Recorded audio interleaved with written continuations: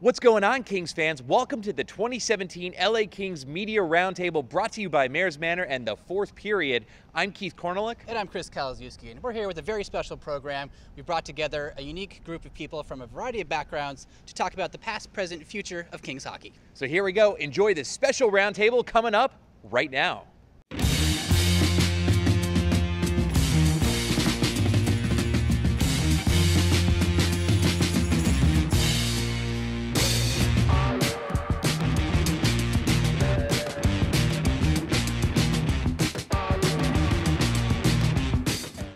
Some teams are still playing NHL hockey. Los Angeles Kings have already begun their offseason. They have some offseason moves. Firing General Manager Dean Lombardi, head coach Daryl Sutter. Was this the right move for the Los Angeles Kings? Why, and why now? Dennis Bernstein. One playoff win in 3 seasons. Bottom line it. I think it's a great move, actually. I think I watched this team. The last 20 games of this season, guys, was just abominable. The team spit the bit. They weren't playing hard. They didn't produce. It was time. It was time for everybody. And look, the first thing I want to say is do not disrespect the legacy that Daryl and Dean brought to Los Angeles. 45 years of nothingness. They brought them out of the wilderness. 2 cups. 2 cups. Let's go. So you got to respect that. But what's the term? Shelf life, right?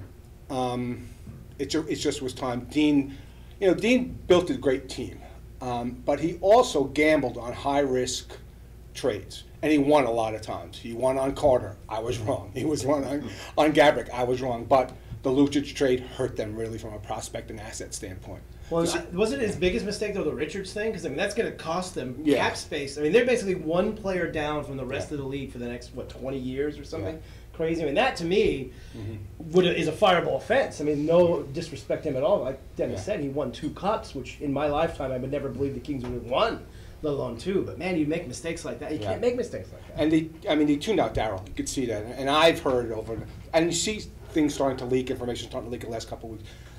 Not even Dustin Brown, which we all know there was an issue there for whatever reason. I'm not sure. Guy won 2 cups, one of the best American captains of all time. But now you find out that guys like Drew Doughty were not getting along with Daryl, and when Daryl would be hard on him, he would tune him out. But I mean, I think John's. You said it perfectly, I think, over the last 3 seasons. It doesn't appear like Dean and Daryl and the rest of the organization were on the same page. Yeah, to me, that's the big issue. This team, when they won and when they were successful, everybody was on the same page, from the locker room to the coaching staff, all the way into the hockey operations group, and that's been the biggest issue. And it really, I don't think it is one issue, though, that caused the demise of Dean. It was death by 1,000 cuts. You can look at so many different moves that have happened, but his refusal to adjust and adapt. But I think the thing that I give Lombardi the most respect for really is how self-aware he was. I remember after winning the Cups in 2012 and 2014, he was so open about the fact that he didn't know how to stay on top. That was a struggle that he was very open with. So he's a builder. He's a guy who can go in and he has a plan and he's going to stick to his guns.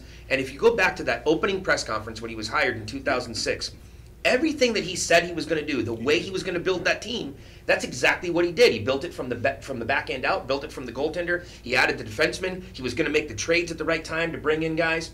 And let's not lose sight of a couple of other people. Let's give Dean and Sutter their proper respect, absolutely. But there are other guys that were so instrumental in their success. Ryan Smith is a player who was often lost in the discussion. This is the first winner that they ever brought into that organization. When Doughty, when Kopitar, when Brown were all developing their identity, here comes Ryan Smith and really helped to teach them how to become a winner. Obviously, he left before they won a cup, but that was a key trade that really goes unnoticed in the grand scheme of things. Yeah, because you look at Carter and you look at Gabrick and you look at the bigger moves. There was an opportunity here for Dean to stay. Let's also not miss out on that. There was a possibility that Dean could have moved into just being the president, and Blake could have come in and been the general manager, and that maybe would have allowed Dean to stay. But in a way, it's good that it didn't happen, because there was still some friction between Robitaille and friction between him and Lombardi on some level. Because there's tons of rumors about that those guys weren't on the same page. It's like one was going to go and the other was going to come in, and that's basically what happened, right? So again, keeping everybody on the same page and getting back to that pack mentality, it's a good thing that there was a house cleaning and that now you get alignment all the way through. And I don't know about you, Dennis, but even in the guys that I talk to, I've already seen alignment. When you talk to the scouts, when you talk to the hockey ops people, they're all back to singing the same song again, and hopefully they're going to be able to continue that. Yeah, there was they needed a philosophical change. I think, we've talked about the fact that, you go back to the press conference that Dean had following the end of last season when the Penguins won the Cup, and Dean was asked about talking about changing the roster, and he said, well, I'm not going to change with the flavor of the month. And you saw, that was his approach with the Kings, and that was his approach with the World Cup team that he built. Right. And so, they needed a philosophical change. And so bringing in Luke and Rob Blake to now run the show, and we've gotten a sense from the 2 press conferences that they have had, that it feels like the weight of the world is off everybody's shoulders in that organization.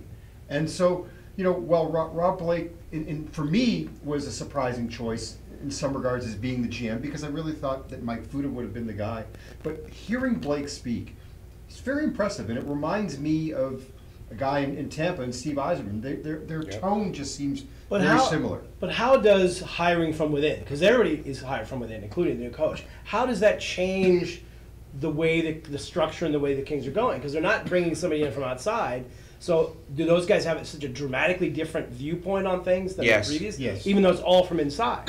Yes. So what you're basically saying is then that the other people that are now gone were looking at things one way, and these guys were looking at it a completely different way. I think it's the best of both worlds. You get the continuity in the organization, which is good, and it keeps things stable, but you also get fresh thinking, different philosophy. And yes, Rob Blake does think differently. Luc Robitaille does think differently. When you talk to those guys and you listen to what they say, it's more about offense. It's more about opening things up. It's understanding the John Stevens? Look, take a look. He's not known for his offensive that's not true. You prowess. Go back to the numbers in Philadelphia. He did help Really? Philly. Yeah, I mean, he was really in Philly, though. They were at that point, though, the league was a much more a different league than it is now. But those Philly teams were fairly conservative. They scored. They had one of the higher scoring teams during John Stevens' era. So, look, Also- there's no question that these guys, Rob said it from that first press conference, we need to score more. And so, Well, duh. No, but but you know what's even more impressive though, JD? It wasn't just the obvious of we need to score more. They had a plan. They talked very openly about what they thought was missing and taking the puck behind the net and getting it back to the point that that's not what they want to do, and driving down the middle and having a net front presence. I mean, they were talking with an actual solution to the problem, not just we need to score more. So where is the speed going to come from? Can't What do pay. you think? Your favorite. 6 points in 25 games. Yeah. I didn't say he could score. I just said he was fast. But I am glad we're paying a little tribute to Lombardi, because as a King fan of 45 years of awful trades, awful drafting, he was a riverboat gambler, and his first gambles paid off, and the Sekera and Lucic trades really killed the cupboard, and I don't mind those. He took a shot.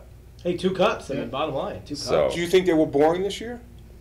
I just think the league is getting faster, and not the dump and chase, lethargic, slow plodding style the Kings play. Third and fourth line scoring is just not there. And you've got Andreov, 0 goals, Nolan, 4 goals, Dowd didn't score a lot. So that's where they need to improve. But with so many bad contracts, no prospects to trade, they're kind of effed. Yeah, but like the skill, look, I think the skill the skill is there, and I say that at least they're top heavy, because this is a team that was so successful in 3-on-3. So if you're successful in 3-on-3, to me, it's showing that you do have some high end players. The problem is that they don't have enough high end players to play in today's game. Well, but assuming a bounce back here by Kopitar, assuming Toffoli's healthy, assuming one of these players, Brzezinski or Kempe, progresses, then are they?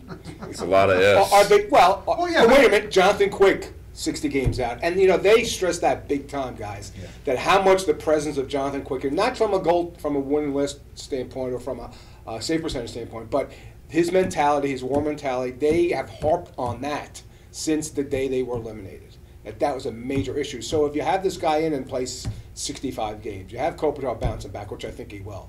Are they a 94-point team similar to Calgary? Are they pound for pound as good as Calgary? Yeah. And not only that, we'll get probably into this later, but they also the Drew Doughty effect, playing with Derek Forbort. Now, I think that really impacted his game. He clearly wasn't the force he was when he won the Norris Trophy 2 seasons ago. Now, they may protect Forbort, they may play him again, but I think that's one of the failings of Darryl is when you look at Darryl's track record the last couple of years. McNabb, and you pointed out all the time, when he traded for Brady McNabb, he was supposed to be a top 4 defenseman. He went up, he did well in the first half of the season with Drew last year, and then fell out of the sky. What did they do with him? Why don't you play Kevin Gravel? So I think from a coaching standpoint, right move to make, because he just resisted to play these youngsters. Did he not trust them? Did he not think they were good enough? And not only that, when you mentioned about the same pace, you could see the darts Darryl was throwing at Dean the last month of the season. I'm basically inferring he was forced to play guys, and a lot of guys have 0 goals on the roster. And John, you've brought it up really astutely. I think that you thought that this season was in trouble when Devin Setaguchi made the opening on roster. Yeah. Well, also, guys tune coaches out too. I mean, it's just a natural fact. Right. I mean, you can see. I mean, Kopitar. I mean, clearly he was not on the same page as the coach was. If he's had such a horrible season, he wasn't hurt, so they just tune him out. It happens all the time. So it was the right thing to do at the right time. Now the question from here on out is, was it the right guys coming in? All right, Kings fans, I hope you enjoyed that edition of the Roundtable. We've got lots more for you, so tune in to Mayor's Manor and the 4th Period. I'm Keith Korneluk. And I'm Chris Kalaszewski. We'll see you soon.